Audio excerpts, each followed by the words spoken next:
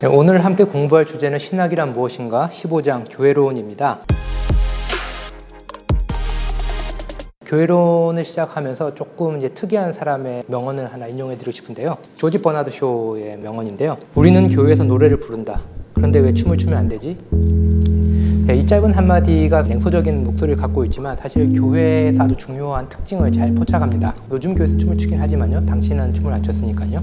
교회에서 우리는 특정한 방식으로 행동을 하는 거죠. 이 행동이 아니라 저 행동을 해야 되는 거고, 이런 생각이 아니라 저런 생각을 해야 되는 거고, 또 놀라운 건 뭐냐면은 저랑 전혀 상관없는 옛날 유대인들, 그런 사람들의 역사, 혹은 옛날에 있었던 잉글랜드에 있었던 선교사들의 그런 역사, 이런 것들과 우리를 연결시키는, 왜 이 역사가 아니라 이 전통이 아니라 저 전통이랑 우리가 연결시켜야 되지? 라는 질문을 하게 되는 거죠. 왜 우리는 노래는 부르지만 춤을 추지 않는가? 라는 거에 상당히 이제는 유머러스한 말이지만, 또 동시에 교회에서 우리는 어떤 특정한 방식으로 생각과 행동을 하고 자기 자신을 이해하도록 초청을 받는 곳이 바로 이 교회다라고 할 수가 있겠습니다. 그렇다면 이 교회란 무엇인가? 라는 이 질문을 지금 던져볼 수밖에 없을 것 같습니다. 네, 맥그라스는 이제 교회란 무엇인가를 설명하기 위해서 전형적인 순서에 따라서 성경에 있는 교회란 어떤 곳인지에 대해서부터 이야기를 합니다. 우선 교회라는 헬라어 에클레시아죠. 성경에 잘 나오는 단어가 아닙니다. 특히 구약에서는 당연히 찾아볼 수가 없는 단어겠죠. 그럼에도 불구하고 왜 이스라엘이라는 이 하나님의 백성, 이 백성이 독특한 역할을 하는지에 대해서 일단 맥그라스는 질문합니다. 그래서 구약과 연속성 속에서 이제 신약에 대해서 질문을 던지기 시작하는데요. 신약에서도 구약에서 나왔던 하나님의 백성이라는 이 이미지 아주 중요하게 역할을 하기 때문에 신약의 교회론에서 이제 하나님의 백성이란 어떤 의미인가에 대해서 얘기를 하게 되고요. 구원받은 사람들의 공동체라는 것도 아주 중요한 개념이죠. 단지 자기가 뭔가 깨달았다고 모여가지고 자기의 깨달음을 나누는 어떤 종교 사교단체가 아니라 예수 그리스도의 부활을 통해 가지고 구원을 받았다라는 그런 확신을 가진 사람들이 모여있는, 구원을 받은 사람들의 공동체라는 것.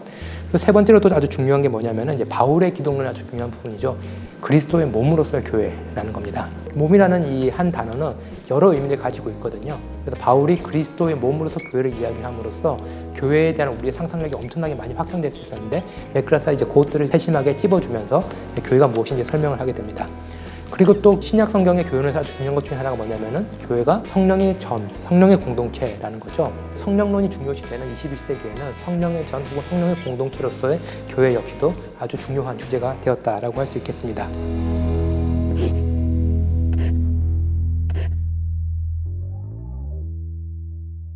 성경에 대한 성찰 이후로 교회사 속에서 교회론이 어떻게 발전되는지를 이제 추적을 해나가는데요. 이번에도 역시 중요한 주제는 뭐냐면은 아우구스티누스의 교회론, 그리고 그것이 어떻게 종교개혁자들의 교회론으로 이어졌나를 살펴보게 합니다. 초대교회도 이제 교회론이 발전이 됐죠. 그래서 초대교회 때 교회가 형성이 되고 교회를 어떻게 이해하는지 중요했는데, 아우구스티누스가 도나투스트들과 그 논쟁을 벌였을 때 교회론의 어떤 체계화 내지는 교회론의 중요한 핵심적인 주제들이 떠오르게 되었다라고 할 수 있겠습니다. 도나투스 논쟁이 뭐냐라고 하면요, 간단하게 말씀드리면은 로마의 황제였던 디오크레티누스 황제가 기독교를 대대적으로 이제 박해를 하게 되는 거죠. 기독교를 이제 박해를 했더니 당시에 이제 배교를 했던 주교라든지 사제들이 나오게 되는데, 이제 박해가 끝난 이후에 기독교를 버렸던 주교와 사제들이 다시 교회로 돌아올 때 당연히 두 입장으로 나눠지겠죠. 교회에서 이 사람들을 받아주고 이 사람들의 권위를 인정해줘야 된다, 혹은 이 사람들은 그리스도를 배교한 사람들이기 때문에 이 사람들이 가지고 있는 권위는 이제 무효다. 이 두 입장으로 나눠지게 됩니다. 도나투스 같은 경우는 아주 과격하게 배교했던 주교와 사제가 행하는 사제 서품이라든지 성찬이라든지 이런 것은 더 이상 효력이 없다. 이 사람들은 교회의 일원이 될 수 없다라는 말과 다름이 없겠죠. 그랬을 때 이제 아우구스티누스가 거기에 대해서 이제는 반응을 합니다. 교회의 통일성이 교리의 순수성보다 더 중요하다라는 카톨릭의 중요한 가르침이 나오게 됩니다. 그 근거는 뭐냐면은 인간은 모두 죄인이다 라는 겁니다. 우리가 볼 때는 저 사람 배교했기 때문에 엄청나게 잘못한 것 같은데, 하나님 눈에서 봤을 때는 이 사람의 죄와 우리의 죄가 그렇게 크지 않을 수 있고 고만고만한 죄일 수도 있다라는 거죠. 한쪽이 죄인이기 때문에 교회에 참여하지 못한다, 하나 되지 못한다라는 것은 부당한 이야기다라고 얘기를 하고요. 그런 의미에서 아구스티누스는 이 이야기를 하죠. 교회는 순수한 몸이 아니라 섞인 몸이다. 예수님의 비유에서 나왔듯이 알곡과 가라지가 같이 있지만 지금 분리하는 것이 아니라 나중에 추수 때 분리하는 것과 마찬가지로 지금 이 땅에서의 교회는 모든 사람들이 죄인이기 때문에 이 역사 속의 교회는 의인들과 죄인들이 함께 섞여있는, 섞인 몸으로서의 그리스도의 몸이다 라고 얘기를 하고요. 그런 의미에서 아주 중요한 구분이 나옵니다. 그건 뭐냐면은 보이는 교회와 보이지 않는 교회. 보이는 교회는 우리가 현상으로 보는 교회, 거기서는 온갖 일들이 다 벌어질 수가 있습니다. 물론 이제 교회가 가지고 있는 순수한 이상도 있지만 그 속에서는 서로 갈등을 인해서 아파하는 사람도 있게 되고 여러 가지 모습들이 있는 것이 바로 이 보이는 교회죠. 근데 보이지 않는 교회는 그 보이는 교회에 가지고 있는 여러 복잡다단한 모습에도 불구하고 하나님의 도성에 속하는 자들, 하나님을 찬송하는, 끈설 찬송하는 천사들과 신자들의 그 공동체가 보이지 않는 교회로서 존재를 한다라고 하는 겁니다. 그렇기 때문에 역사 속에 보이는 교회 현상이나 아니면 그 속에는 개인의 타락을 가지고 우리가 쉽게 이 사람은 교인이 될 수 있어 없어, 혹은 이 교회를 쪼개야 돼, 뭐 이런 식으로 판단할 수 없고, 역사 속에서 우리는 좀 더 공감적인 시선을 가지고 서로 간에 또 의견차를 조율하는 방법을 배워가면서 가는 곳이 바로 이 교회다라고 할 수 있겠습니다. 그런 의미에서 바로 이 시점에서 이 땅에서의 교회는 함께 섞여 있는 그런 공동체라는 교회 이론이 발전하게 되고요. 이것이 바로 이제 종교개혁의 교회론에도 크게 영향을 끼치게 됩니다.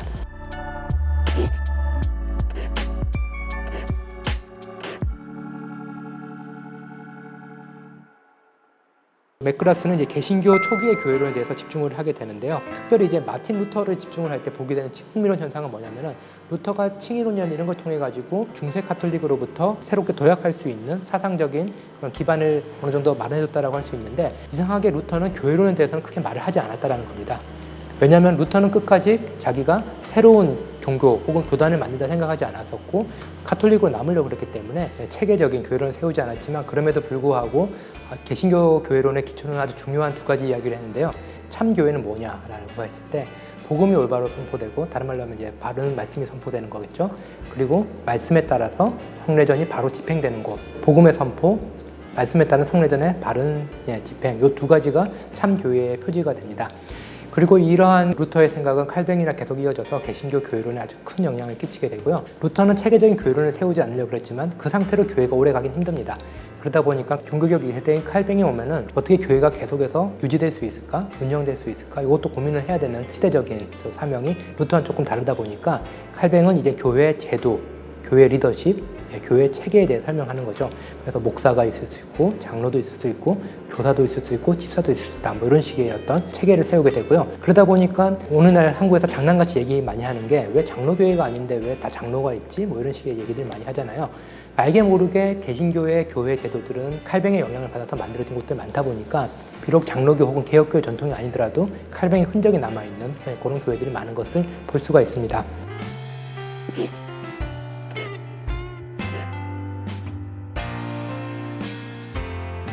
맥그라스 같은 경우는 짤막하게 이제는 카톨릭의 새로운 교회론에 대해서 이야기를 합니다. 새롭다라는 건 뭐냐면은, 이제 카톨릭도 스스로 이제 자정하려는 노력들이 계속 있어 왔겠죠. 이제 그렇기 때문에 카톨릭의 어떤 새로운 교회 이해를 못하기 위해서 제2차 바티칸 공의회에 이제 교회론을 설명을 하는데요. 교회의 특징으로서 친교로서의 교회, 하나님 백성으로서의 교회, 은사 공동체인 교회라고 얘기를 하고 있습니다. 여기서 보면은 우리가 흔히 생각했던 카톨릭 교회, 위계 질서 있는 그런 모습이 아니라 계속 공동체, 친교 이런 단어들이 강조되고 있는 걸 볼 수가 있겠죠. 그리고 무엇보다도 제1차 바티칸 공회나 뭐 그 이후에도 사제와 그리고 일반 신도들의 관계를 이제는 목자와 양, 누군가는 이끌고 권위가 있고 누군가는 따라다니고 시키는 대로 하고, 약간 그런 언어가 사용되었다면은, 이제는 하나님의 백성이라는 좀 더 포괄적이고 수평적이고 친교 중심적인 그런 언어를 써가지고 이제 교회를 이해하고 있다는 것도 맥그라스가 간략하게 살펴서 보여주고 있습니다.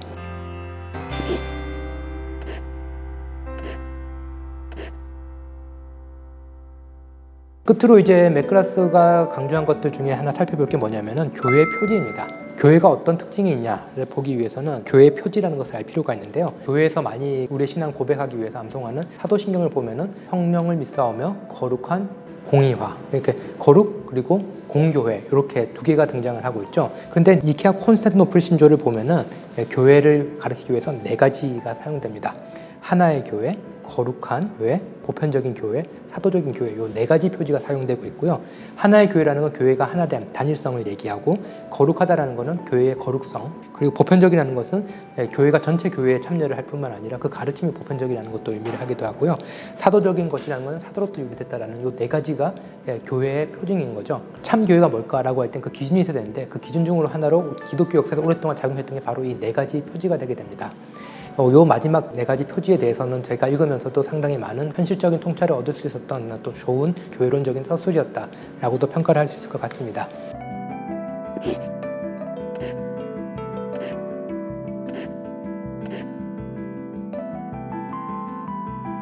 네, 지금까지 이제는 교회론에 대해서 살펴봤는데요. 익숙하게 생각하지만 뭔가 그 실체를 알기 힘든 순수함을 저희가 추구를 하지만 또 동시에 그 속에서 많은 실망을 하게도 되는 곳이 바로 이 교회입니다.